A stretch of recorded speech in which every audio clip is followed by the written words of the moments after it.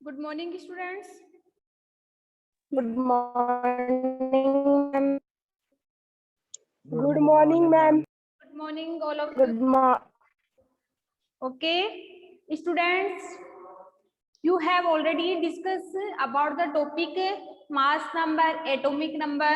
Okay, in last lectures हमने last lecture में mass number क्या होता है, एटॉमिक नंबर क्या होता है, और अगर आप लोगों को उसका बेस पता है कि एटॉमिक नंबर कहाँ होते हैं, मास नंबर कहाँ होते हैं, तो ही आज की क्लास समझ में आएगी आप लोगों को।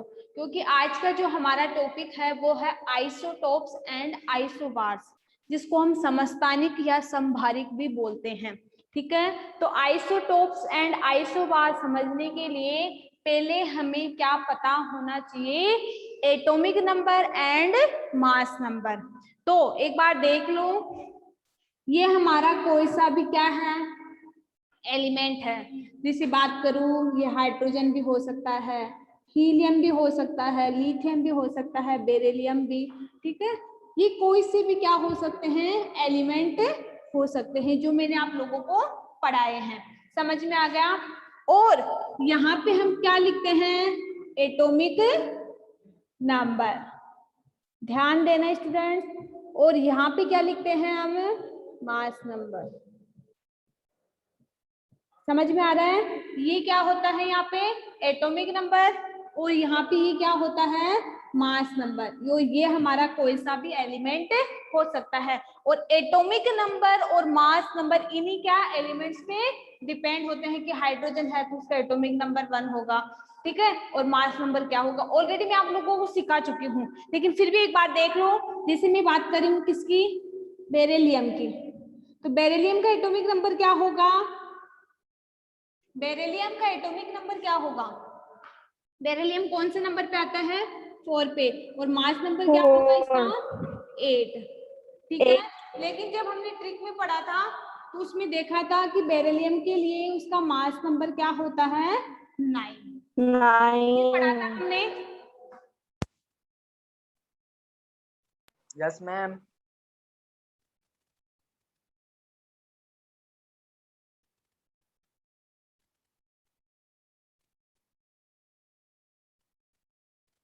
ठीक है, तो देखो बेरिलियम के लिए कितना हुआ, ये वाला। यहाँ तक तो सब लोगों को क्लियर है, 90 दिव्यांशु अश्वनी, यहाँ तक आता है ना आप लोगों को एटॉमिक नंबर और mass number calculate. Yes ma'am. ठीक है, Yes, तो ma'am. हम बात करते हैं किसकी, इस चैप्टर का आपका लास्ट टॉपिक है आइसोटोप्स एंड आइसोबार्स। तो सबसे पहले हम आइसोटोप्स के बारे में पढ़ेंगे। तो देखो आइसोटोप देखो क्या होते हैं, आइसोटोप्स को हम हिंदी में बोलते हैं समस्थानिक, जिसमें दो तो सेम होंगे, एक डिफरेंट होगा। अब देखते हैं उसमें मास नंबर सेम होगा, एटॉमिक नंबर सेम होगा, या फिर एलिमेंट सेम होंगे। तो देखते हो, सबसे पहले हम पढ़ेंगे isotopes.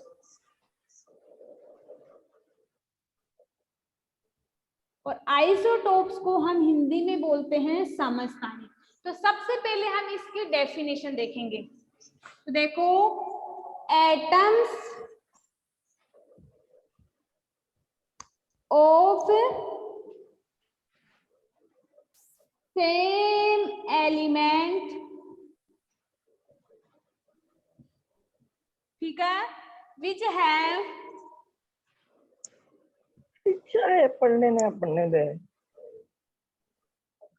which have same atomic number but mass number is different. is different. Very good. जिनके एटॉमिक नंबर सेम होते हैं और मास नंबर अलग अलग होते हैं उन्हें आइसोटॉप्स कहते हैं। Are called isotopes. देखो ध्यान से समझना कि किसी भी एटम में जो एलिमेंट्स होते हैं वो तो सेम हो, और उनके जो एटॉमिक नंबर है, ठीक है, जो एटॉमिक नंबर है वो भी क्या हो, सेम हो, बट लेकिन मास नंबर क्या हो, डिफरेंट। डिफरेंट क्या डिफरेंट कहलाते हैं, आइसोटोप्स कहलाते हैं। आइसोटोप ध्यान से सुनना, एक बार सभी म्यूट कर लो, फिर नहीं समझ में आए तब आप लोग अनम्यूट होके पूछ लेना। एक बार म्यूट हो जाओ। देखो हम बात कर रहे हैं कि एटम में जो एलिमेंट लिए हैं वो सेम हो, उनके एटॉमिक नंबर सेम हो, लेकिन मास नंबर डिफरेंट हो। और आप लोगों को पता है मास नंबर और एटॉमिक नंबर हम कहाँ लिखते हैं एलिमेंट्स पे। तो फॉर एग्जाम्पल में बात करती हूँ, फर्स्ट एग्जाम्पल है मेरा कार्बन। कार्बन की बात करती हूँ और कार्बन का सिंबल होता है C। अब इसके आइसोटोप्स देखती हूँ मैं। देखो जो कार्बन होता है वो हमने 2 कार्बन लिए हैं, मैंने एलिमेंट्स क्या लिए हैं, दोनों सेम, ठीक है। और क्या सेम लेना है अपन को, एटॉमिक नंबर। तो कार्बन का एटॉमिक नंबर तो आप लोगों को पता है सेम होता है, एटॉमिक नंबर सेम होता है, ठीक है। डिफरेंट आएगा तो ओनली किस में आएगा, मास नंबर में। तो देखो यहाँ पे 12 भी होता है और 14 भी होता है। ये 4-5 एग्जाम्पल है वो आप लोगों को ध्यान में रखने पड़ेंगे, और एक बार आप लोगों के माइंड में आ जाएगी ना ये चीज, तो फिर तो आप लोगों को ऑटोमेटिक पता चल जाएगा। तो देखो हमारा फर्स्ट एग्जाम्पल है आइसोटोप्स का कार्बन। कार्बन में जो हमने एलिमेंट लिए हैं वो क्या है, दोनों में सेम। इसके बाद जो एटॉमिक नंबर लिए हैं वो भी क्या है, सेम, लेकिन मास नंबर क्या है, डिफरेंट। तो यही तो है कार्बन का आइसोटोप। आपको पूछे कि कार्बन का आइसोटोप बताओ तो आप बोल सकते हो कि 6 कार्बन 12 और 6 कार्बन 14। तो ये क्या है, इसका आइसोटोप। तो ये किसका आइसोटोप है, कार्बन का। सेकेंड एग्जाम्पल लेती हूं मैं क्लोरीन, ठीक है। क्लोरीन का जब एग्जाम्पल लेती हूं मैं, तो क्लोरीन का आपको पता है दोनों एलिमेंट मैंने क्या लिए हैं, सेम। दोनों एलिमेंट क्या है, सेम है। तो इसका जो एटॉमिक नंबर होता है वो क्या होता है, क्लोरीन का एटॉमिक नंबर क्या होगा, 17, ठीक है। हमें पता है 17 होता है दोनों का, लेकिन अगर हमें आइसोटोप्स बताने हैं तो उसके मास नंबर को क्या करना पड़ेगा, डिफरेंट करना पड़ेगा। अगर हमें मास ये आइसोटोप निकालने हैं क्लोरीन के, तो इसके जो मास नंबर है उनको हमें डिफरेंट करना पड़ेगा। तो ये बताओ क्लोरीन का जो मास नंबर है वो कितना आता है, मैंने आप लोगों को कैलकुलेट करना बताया था कि क्लोरीन 35। लेकिन अगर हमें आइसोटोप्स बनाने हैं, उसके समस्थानिक एक और बनाना है, तो इसका जो आइसोटोप में जो एटॉमिक मास होता है, सॉरी मास नंबर, वो होता है 37। तो ये किसका समस्थानिक है, किसका आइसोटोप है, क्लोरीन का। तो समझ में आ गया कि कार्बन का आइसोटोप क्या होता है और क्लोरीन का आइसोटोप क्या होता है। दैट इज क्लियर, यहाँ तक समझ में आ गया आप लोगों को। Yes ma'am okay, example number 1 की बात करती हूँ, हाइड्रोजन। हाइड्रोजन की बात करती हूँ, हाइड्रोजन की तो 3 समस्थानिक होते हैं। देखो हाइड्रोजन को हम ड्यूटेरियम के नाम से भी और ट्राइटेनियम के नाम से भी डिनोट करते हैं। तो जो हाइड्रोजन होता है उसके 3 आइसोटोप होते हैं, हाइड्रोजन 1, 2 और 13। लेकिन हमें पता है इसका जो हमने मास नंबर निकाला था वो तो एटम, ये क्या होता है, इसका फाइनल होता है, ये तो इसके आइसोटोप्स है। अगर ये वाला हमारे पास नहीं हो तो रियल कंडीशन में हम ये भी इसको डिनोट कर सकते हैं। अगर हमारे पास हमें 4 ऑप्शन दे रखे हैं और आप पूछे कि इनमें से एटॉमिक नंबर और मास नंबर क्या होगा क्लोरीन का, तो ये ऑप्शन में अगर ना हो तो आप इसको भी लिख सकते हो, क्योंकि ये भी इसका भाई है, ये भी इसका समस्थानिक है, इसका आइसोटोपी है। अगर कार्बन का हमें पता है मास नंबर 12 होता है, लेकिन अगर ऑप्शन में 12 नहीं आए, 17 वाला आ जाए, तो आप 17 को भी क्या कर सकते हो, टिक कर सकते हो, क्योंकि ये दोनों भाई है। तो एक भाई नहीं आए तो दूसरे भाई को भी आप टिक कर सकते हो। तो समझ में आ गया। तो हाइड्रोजन के लिए 3 होते हैं, ठीक है, जिसको हम हाइड्रोजन, ड्यूटेरियम और ट्राइटेनियम के नाम से भी जानते हैं। तो देखो हाइड्रोजन के 3 समस्थानिक होते हैं, हाइड्रोजन 1, हाइड्रोजन 1, 1 हाइड्रोजन 2 और 1 हाइड्रोजन 3। रियल कंडीशन में जो मेन होता है वो आपका ये होता है, लेकिन अगर आपके ये वाला प्रेजेंट ना हो तो आप इन दोनों को भी क्या कर सकते हो, रिप्रेजेंट कर सकते हो। तो आई थिंक ये 3 एग्जाम्पल है आपके सिलेबस में फिलहाल, तो जो आपका 9th क्लास का जो सिलेबस है इसमें ओनली ये 3 ही एग्जाम्पल है आपके आइसोटोप्स के जो आप लोगों को ध्यान में रखने हैं। यहाँ तक किसी स्टूडेंट को doubt? No, ma'am. No ma'am. No ma'am. ठीक है, बस इतना सा ध्यान रखना, डेफिनेशन का ध्यान रखना कि एलिमेंट भी सेम हो, एटॉमिक नंबर भी सेम हो, ओनली हमें किसको डिफरेंट करना है, मास नंबर को डिफरेंट करना है। तो हम किसी इन तीनों एलिमेंट में इसके भाइयों को बता सकते हैं कि 12 का भाई 14 हो जाएगा, 35 का भाई 37 हो जाएगा, और इसका 1, 2 और 3। तो ये क्या है हमारे आइसोटोप्स, जिसको हम समस्थानिक बोलते हैं। और हमें पता है जो क्लोरीन होता है, म्यूट करो युवराज, विष्णु म्यूट करो। देखो जो स्टूडेंट लेट आए हैं वो एक बार देख लो, विष्णु, राकेश, और एक बार देख लो, आइसोटोप का मीन्स होता है समस्थानिक। लेट मत जुड़ा करो आप क्लास में, टाइम पे ज्वाइन हो जाया करो। आइसोटोप का मीन्स होता है कि एटम में जो एलिमेंट्स हम लेते हैं उनके जो एटॉमिक नंबर हो वो सेम हो, लेकिन मास नंबर क्या हो, डिफरेंट हो। और देखो कार्बन, क्लोरीन और हाइड्रोजन तीनों के समस्थानिक मैंने आप लोगों को बता दिए हैं। इसके बाद देखो क्लोरीन की बात करते हैं। क्लोरीन में क्या होता है स्टूडेंट्स, इसमें एवरेज निकालते हैं। 35 और 37 के लिए हम क्या निकालते हैं, एवरेज निकालते हैं, क्योंकि इसका जो मान होता है वो हम 35.5 लेते हैं। आपने जब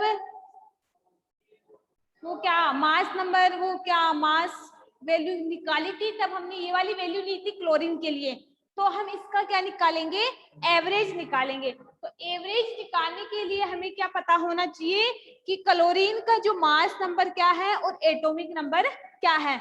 तो इसके लिए देखो आप लोग, the average of chlorine atom. पहले तो सबसे पहले हमें इनके आइसोटोप्स पता होना चाहिए। अगर आप लोगों को आइसोटोप्स पता है तो हम इन दोनों का क्या निकाल सकते हैं, एवरेज निकाल सकते हैं। तो क्लोरीन के आइसोटोप्स क्या है, 17 क्लोरीन 35 एंड 17 क्लोरीन 37। ये क्या है, क्लोरीन के आइसोटोप। क्लोरीन के आइसोटोप क्या है, 17 क्लोरीन 35 एंड 37 17 क्लोरीन 37।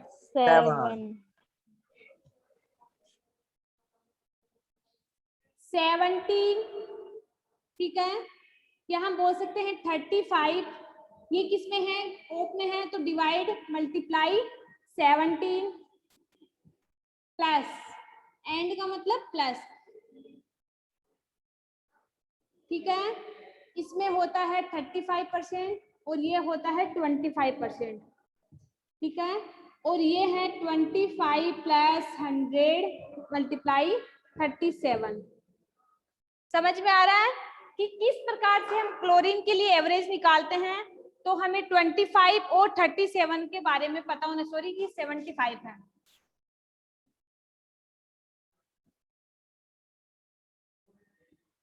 ठीक है, तो देखो कैसे निकाला, एक बार ध्यान देना। हमारे पास क्लोरीन के 2 आइसोटोप है, ठीक है। इसका जो एवरेज होता है वो होता है 75%। आपको ध्यान में रखना होगा, इसका जो परसेंटेज होता है वो 75 होता है, इसका जो परसेंटेज होता है वो होता है 25, ठीक है। 100% में से आधा 75 और परसेंटेज के लिए हमें क्या लिखते हैं, डिवाइड बाई 100। तीनों परसेंटेज की क्या करते हैं, 100 से डिवाइड करते हैं, मल्टीप्लाई कितना है इसका एटॉमिक मास नंबर 35। इसमें भी देखो इसका परसेंटेज 35 25 और परसेंटेज के लिए क्या लिखते हैं 25 100, लेकिन कितने के लिए निकालेंगे 100 डिवाइड 7 के लिए, 37 ठीक है। 37 अब इसको कैलकुलेट करो, तो कैलकुलेट इसको डिवाइड करो और उसका मान निकाल के बताओ। इसका जो क्लोरीन के लिए जो एवरेज आएगी, जो एवरेज वैल्यू है वो मुझे कैलकुलेट करके बताओ। 90 अश्विनी, पुरा, श्वेता, क्लोरीन का जो एवरेज आएगा वो कैलकुलेट करके बताओ क्लोरीन एटम के लिए। Yes ma'am. यही आएगा क्या?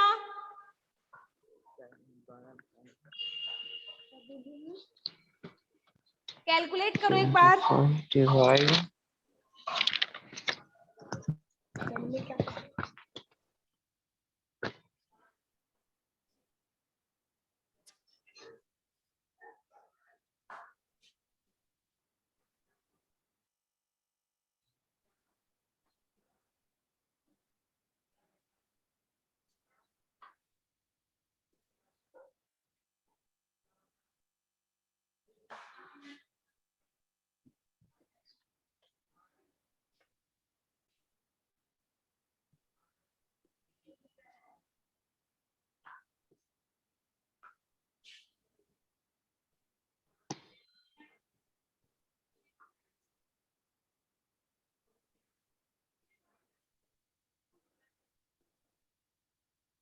142/4 और इसे पूरा डिवाइड करते हैं तो 12 पॉइंटों में आएगा 35.5 यस मैम मैंने निकाल दिया। 35.5 म्यू। इस प्रकार से कैलकुलेट करना एक बार देख लो। श्वेता आपकी क्या है इसका आंसर? श्वेता,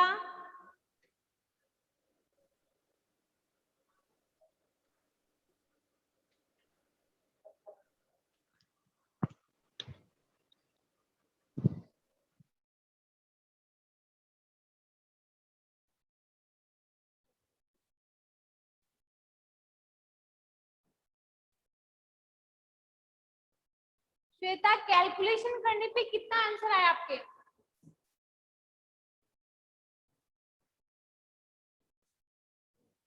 सबके ये आंसर आ गए कि 35.5